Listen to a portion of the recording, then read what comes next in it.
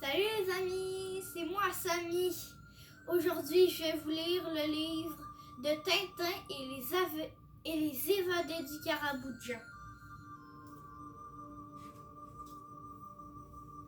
En flânant de le marché aux puces, Tintin et Milou sont intrigués par l'étal d'un vieux marchand. Au milieu des tableaux, des chandeliers, des miroirs dorés et des meubles poussiéreux, une vitrine abrite une très belle maquette de bateau. Regarde Milou, c'est un trois-mâts. Il a 2 ponts et combien de canons? Sûrement plus de 50. Tu ne le trouves pas magnifique? S'il vous intéresse, monsieur, je vous le laisse pour 40 francs, déclare le marchand. C'est une pièce unique. Elle provient de la famille d'un capitaine au long cours. Tintin se penche sur la poupe. Il déchiffre le nom gravé en lettres minuscules, la licorne.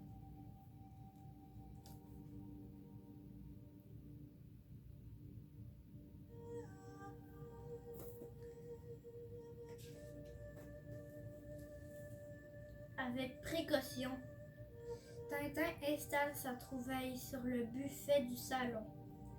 Pendant que son maître admire le bateau, Milou tombe nez à nez avec un intrus, un chat qui est entré par la fenêtre ouverte. « Non, Milou, non !»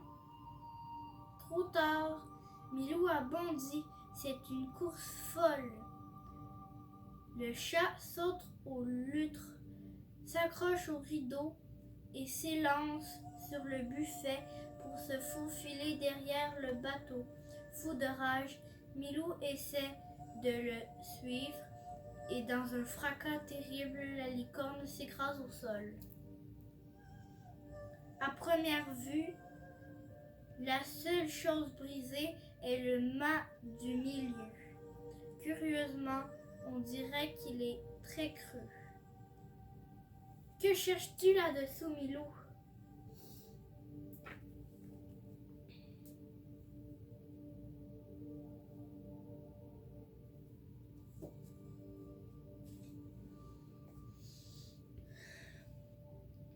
Le long du mur, Milou a trouvé un petit tube métallique. Tintin comprend vite ce que c'est. C'était caché dans le mât de la licorne.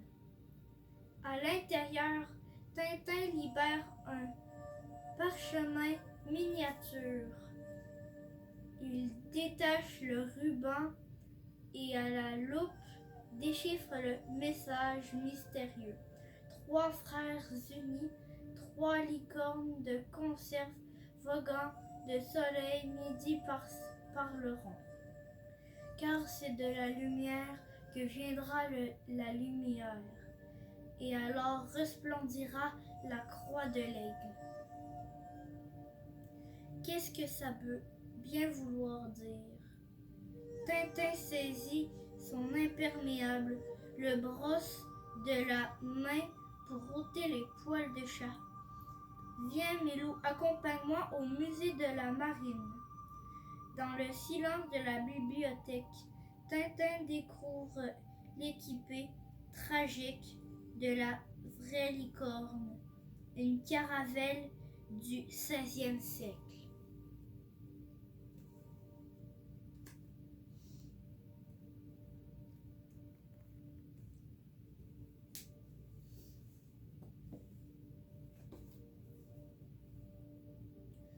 Toute voile d'orbe après avoir quitté la Barbade.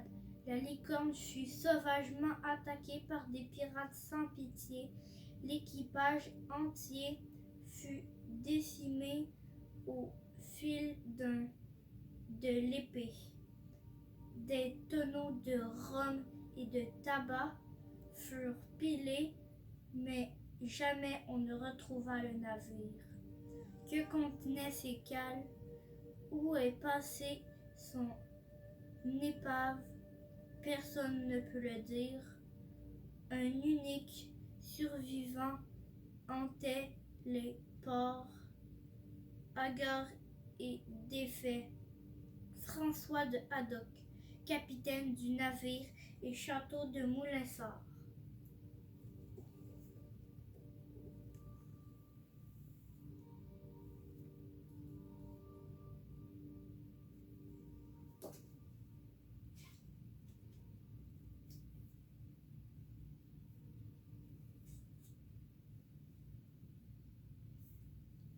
Quand il rentre chez lui, Tintin a une drôle de surprise. Son appartement a été cambriolé. C'est un désastre. Tout a été retourné, fouillé et la licorne a disparu. Heureusement, il avait gardé le parchemin dans son portefeuille. Tintin appelle ses deux amis, les policiers, Dupont et Dupont.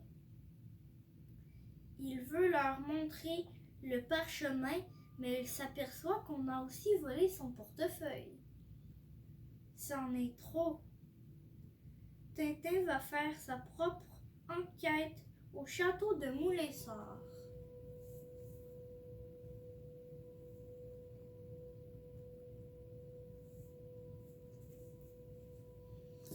Merci de m'avoir écouté et tantôt je vais vous lire la prochaine partie du livre de Les aventures de Tintin et les évadés du Caraboudjan.